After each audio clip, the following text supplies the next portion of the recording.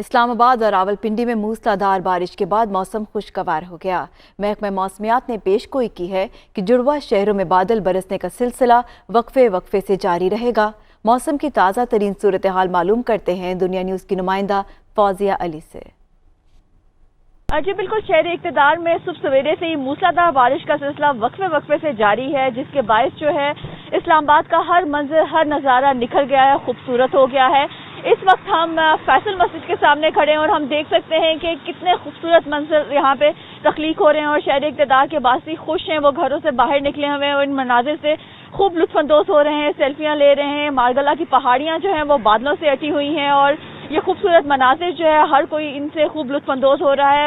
اگر ہم بات کریں گرمی کی شدت کی تو گرمی کی شدت میں کمی آئی ہے۔ درجہ حرارت اس وقت اسلام آباد کا 24 ڈگری سینٹی گریڈ ہے۔